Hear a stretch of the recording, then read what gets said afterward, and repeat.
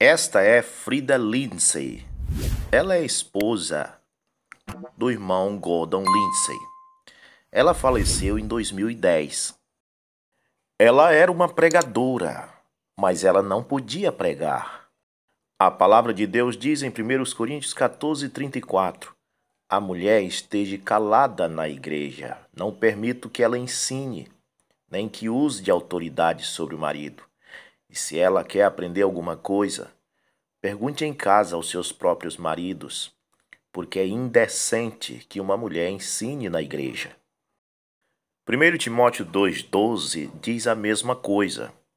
Mas nós não estamos aqui para falar mal da vida de alguém que já faleceu há 12 anos atrás.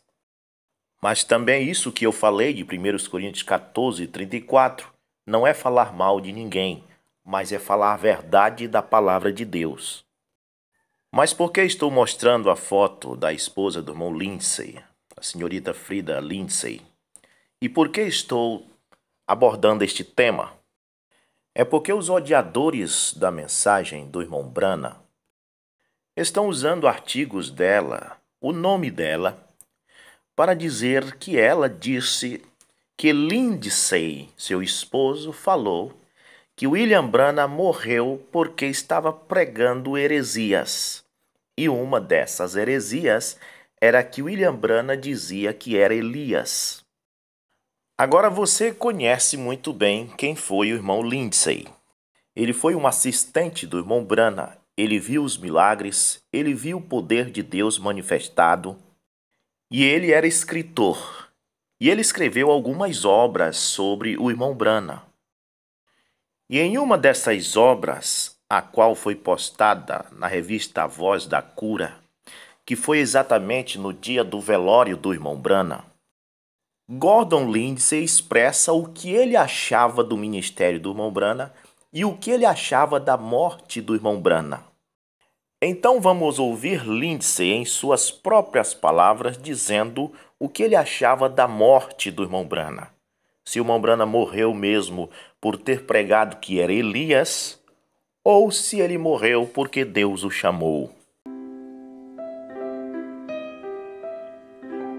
William Branham, como eu o conheci, por Gordon Lindsay. O que você irá ouvir agora é um artigo publicado pelo irmão Gordon Lindsay na revista A Voz da Cura, do mês de fevereiro de 1966, acerca da partida do irmão William Branham.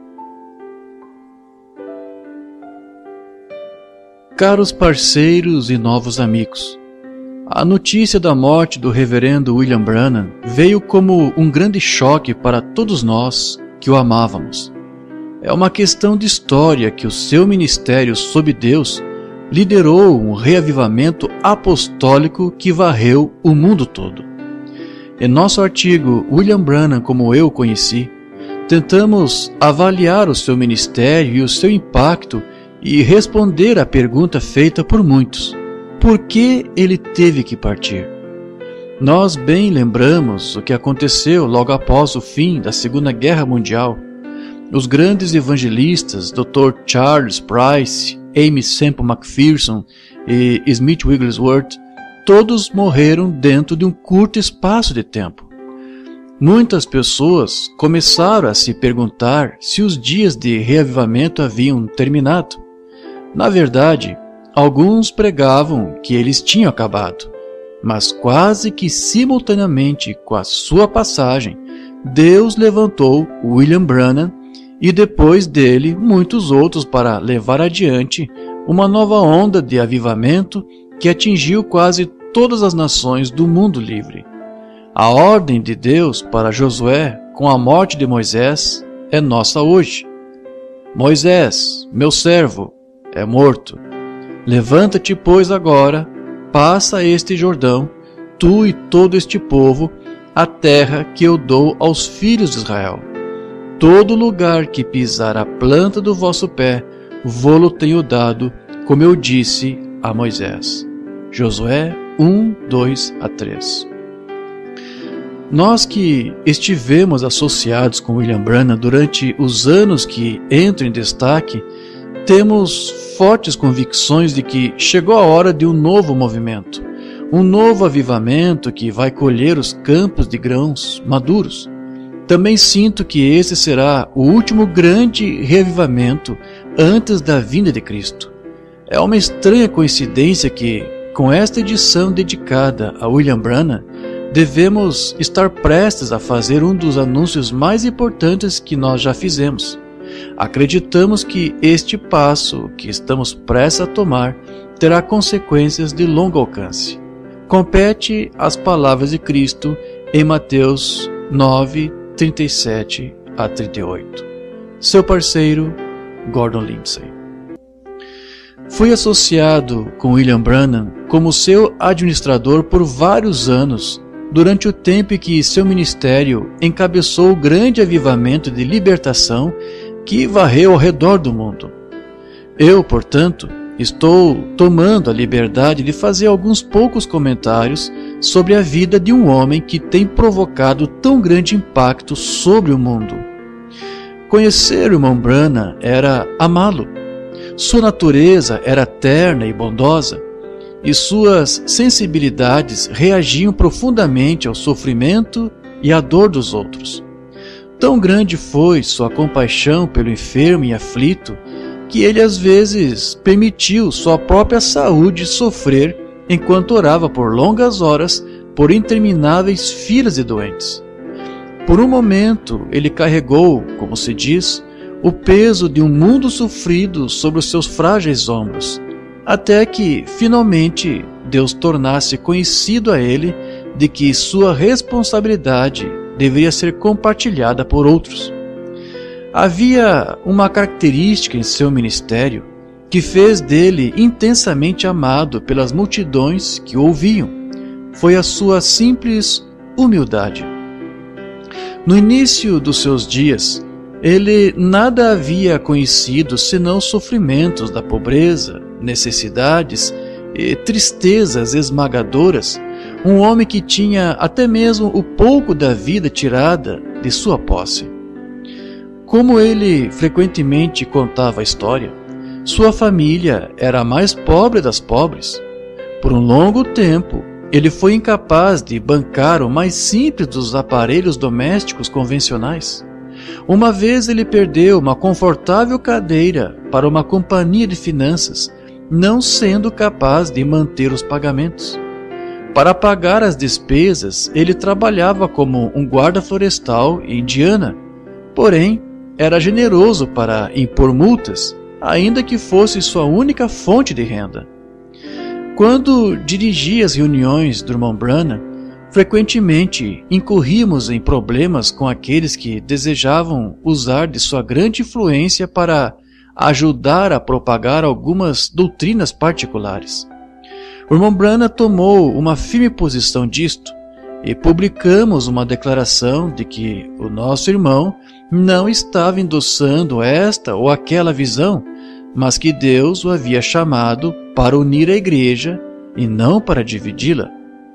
Aqueles que frequentaram estas campanhas se recordarão de como o irmão Branham vinha para a plataforma e outra vez, no espírito mais humilde, contava para as pessoas que Deus o havia chamado como um profeta para ministrar às pessoas de todas as igrejas e não para discutir sobre doutrina.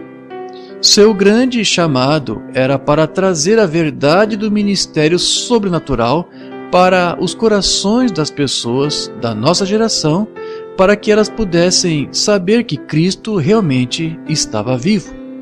Eu nunca parava de me admirar com o enorme efeito que ele tinha sobre as pessoas de todos os estilos de vida.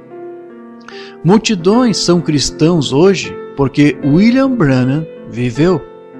No entanto, eu ficava surpreso pela persistência de alguns que insistiam em usar o nome de William Branham para promover algumas doutrinas particulares. Porém, aquilo não era o desejo do irmão Branham. Ao escrever uma introdução para o seu livro William Branham, um homem enviado de Deus, publicado em 1951, o qual o irmão Branham cuidadosamente leu antes que ele fosse impresso, dissemos: Quando chega às considerações de pontos doutrinais, isso é um assunto diferente. Ele não se considera um teólogo ou um árbitro de controvérsias teológicas. A despeito de sua enorme influência com a multidão de pessoas, ele não combina esta influência para pressionar lares para suas próprias visões sobre pontos doutrinários. Alguns, sem autorização, têm tentado usar o seu nome como meio de promover suas próprias visões pessoais. Ele tem sido forçado a repudiar tais tentativas, bondosa, porém firmemente. Sua missão é unir o povo de Deus, não dividi-los mais distante em controvérsias doutrinárias. Mas quando chegava a questão de seu próprio chamado, não havia dúvida ou excitação. Quando debaixo da unção de Deus, ele falava corajosamente, e quando eu testemunhava o dom, isso era praticamente infalível. Nas várias centenas de vezes que eu ouvi falar sobre a unção, ele, sem errar, falava publicamente os segredos dos corações dos homens, coisas que ele não tinha meio possível de conhecer. A vida da pessoa era frequentemente mudada daquele momento em diante. A pergunta, por quê? É somente humano para as pessoas perguntarem por que Deus tiraria o irmão Branham nesse tempo, quando sua vida havia tido tão grande utilidade. Antes de respondermos a isto, teríamos primeiro que explicar por que João Batista, o maior homem nascido de mulher do seu dia, foi decepado com 30 anos de idade. Jesus estava no auge de seu ministério naquele tempo, porém, ele não moveu um dedo seu para salvar a vida de João. Esta aparente negligência, de fato, inspirou uma dúvida na mente de João se Jesus era realmente o Cristo. Estevão era um homem jovem, poderosamente ungido de Deus, a quem o Senhor o abençoara com grandes milagres, sinais e maravilhas. Ele também foi extirpado no princípio de seu ministério. Tiago, o irmão de João, um dos apóstolos, deu sua vida pela causa quando ele poderia ter sido uma grande bênção na pregação do Evangelho do Senhor Jesus Cristo por muitos anos. O próprio Jesus terminou seu ministério terreno aos 33 anos de idade, ao invés dos 70 que geralmente era dado ao homem. José, o marido de Maria, a mãe de Jesus, aparentemente morreu quando Jesus estava em casa. Ele não aparece em lugar nenhum na narrativa do Evangelho após Jesus iniciar o seu ministério. De fato, quando na cruz Jesus pediu ao seu discípulo João para tomar conta de sua mãe, o qual dificilmente teria feito se José ainda estivesse vivo. Não há falta de provas de que Deus, por suas próprias razões, tira alguns de seus santos escolhidos da terra enquanto eles estão no princípio da vida. Tal foi o caso de Elias. O período de seu ministério sobreviveu por cerca de 14 anos. Não existe qualquer indicação de que ele fosse um homem velho. Sua vida foi marcada por uma série de milagres tais como nunca fora conhecido antes de Israel desde os dias de Moisés. Durante a última parte de seu ministério, isso brilhou em seu brilho mais intenso. Todavia, Elias foi subitamente tirado da terra. A morte ou o julgamento de alguns grandes santos tem frequentemente tido o peculiar resultado de comover aqueles que têm sido deixados para trás. Quando Paulo foi posto na prisão, ao invés de outros ministros serem desencorajados de seguir em frente, isso teve o efeito de torná-los mais determinados do que nunca para o labor por Cristo. Depois também, Deus pode ver que o ministério de um homem especial tem alcançado sua realização e de que é tempo para levá-lo para o lar. Moisés queria conduzir Israel até o Jordão, e parecia depois que Israel necessitava dele mais do que em qualquer outro tempo. Porém, Deus reservou este ministério de conduzir o povo além do Jordão para outro, Josué. Uma coisa parece estar clara: Deus tira alguns dos seus excelentes líderes do caminho para que outros que ele tem especialmente ungido sejam incentivados a sair na fé. Os discípulos de João Batista estavam muito irados, visto que Jesus estava conseguindo uma audiência maior e mais convertidos do que João. Até que Elias fosse tirado, seu grande sucessor, Eliseu, não era mais do que o filho de Safate, que derramava água nas mãos de Elias. Tiago, um dos 3 principais apóstolos, teve que morrer uma morte violenta antes que as pessoas começassem realmente a orar pelos apóstolos. Aparentemente, as orações sem cessar da igreja salvaram Pedro de um destino similar. Até então, eles pensavam de Pedro como o homem a ser chamado quando eles desejassem que uma pessoa morta ressuscitasse ou um homem cuja sombra curasse o doente, ao invés de um homem que necessitasse de oração. Tudo isso era verdade. Porém, Pedro precisava das orações das pessoas mais do que alguma vez antes. Atos 14, 8 a 18 mostra algumas coisas que homens, os quais são grandemente ungidos de Deus, têm que seguir do começo ao fim. Não cremos que a morte do povo de Deus é para a misericórdia dos elementos. Porém, se eles colocarem suas almas nas mãos de Deus em fé, Deus os conservará todos os dias de sua vida na terra, e quando aquele tempo é chegado, os levará para o lar na glória. Tu me guias com teu conselho, e depois me recebes na glória. Quem tenho eu no céu senão a ti? E não há nada sobre a terra que eu deseje além de ti. Salmo 73, versos 24 a 25.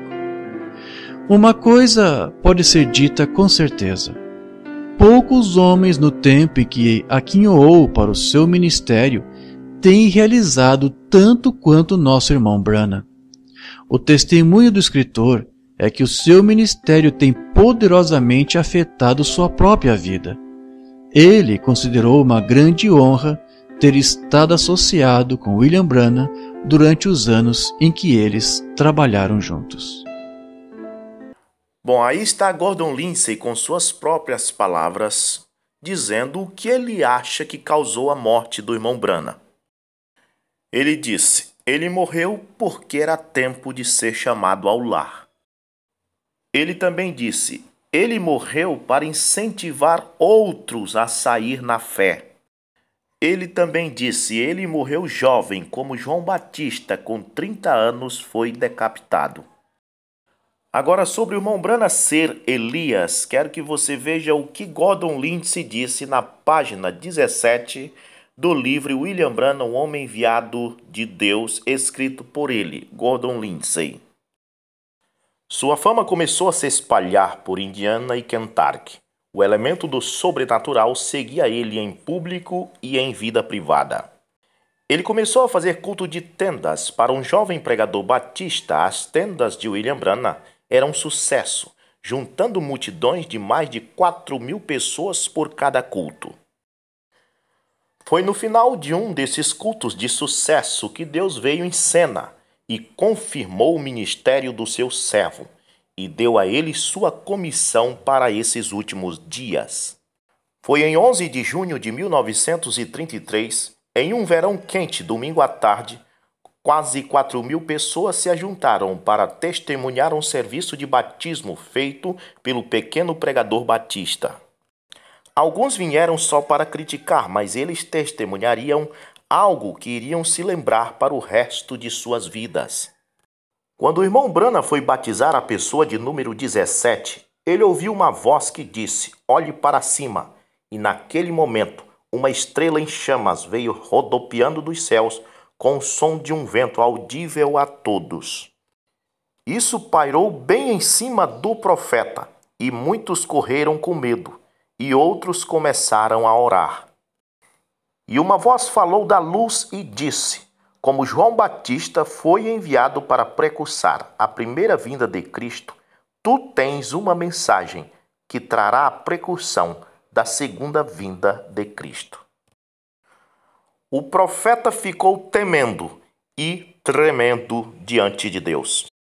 Os opositores dizem que Gordon Lindsay falou para sua esposa, Freda, que William Branham morreu porque se dizia Elias e profeta.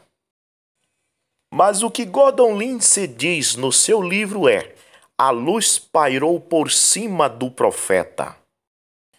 E conclui dizendo que após a voz ter falado, o profeta ficou temendo e tremendo.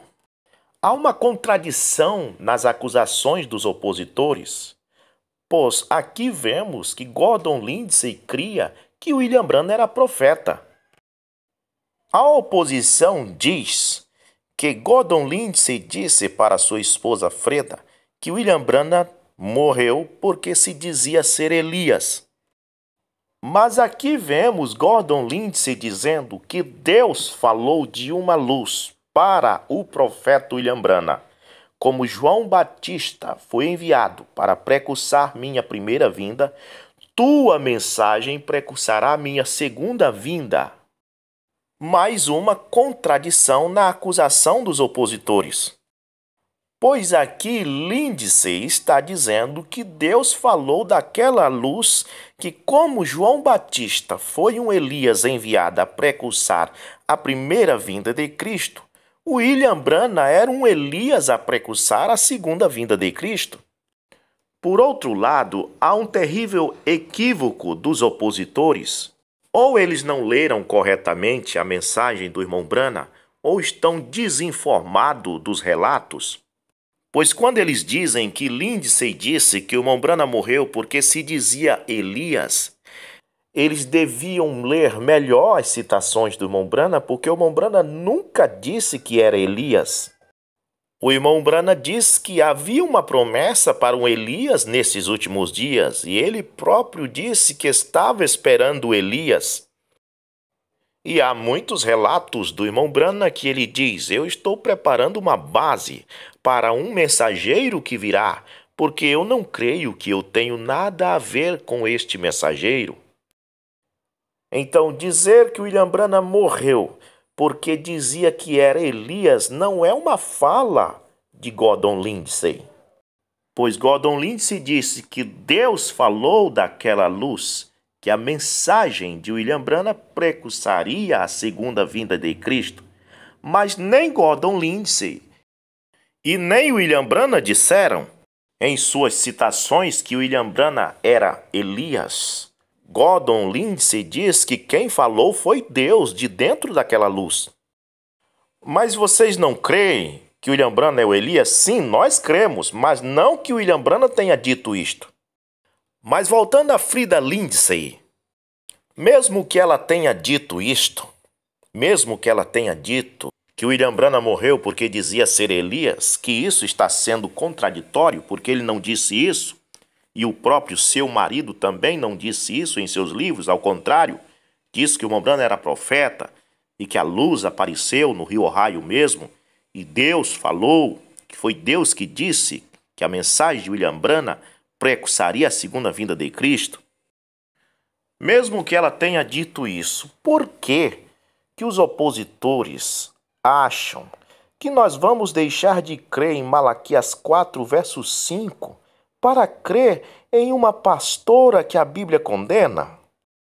Por que eles acham que vamos deixar de crer em Gordon Lindsay, seu esposo, um homem chamado por Deus para um ministério, em William Branham, um homem chamado por Deus, para crer numa pregadora? Esse é o mal das denominações. Não é à toa que o irmão Branham chamam eles de pastores Acabe. O pastor Acabe está sempre ignorando o que a Bíblia diz, sempre ignorando o que os pastores chamados dizem e exaltando a mulher. Quando a Bíblia diz a mulher esteja calada na igreja, não permito que ela ensine. Se a Freda Lindsay realmente tem uma verdade de Deus, por que ela foi pastora? Por que ela pregou o evangelho? Por que que ela ensinou na igreja? Por que que ela cometeu tal indecência? Por que este cabelo cortado? Por que esses lábios pintados? Por que esses brincos nas orelhas? Mas é o que o irmão Branham diz: quando a igreja sai da palavra, ela crerá em qualquer coisa. Eles preferem negar o que o apóstolo João disse em 1 João 3,12, que Caim era do maligno, e prefere ficar com o que Eva disse: alcancei do Senhor um varão. E se esquecem que quando Eva disse isso, ela já tinha caído da palavra. Há teólogos que debatem comigo sobre o batismo em nome de Jesus, e não importa se eu mostro Atos 2,38, Atos 10,48, Atos 19, verso 5, e todos aqueles versículos que mostram os apóstolos batizando em nome de Jesus Cristo, e preferem citar para mim a Didaquê, um livro apócrifo, que ninguém sabe nem quem escreveu. Mas a mesma Didaquê que diz que quando alguém fosse batizar, que fosse com água, e que fosse em nome do Pai, do Filho e do Espírito Santo, também diz que o batismo era por aspersão.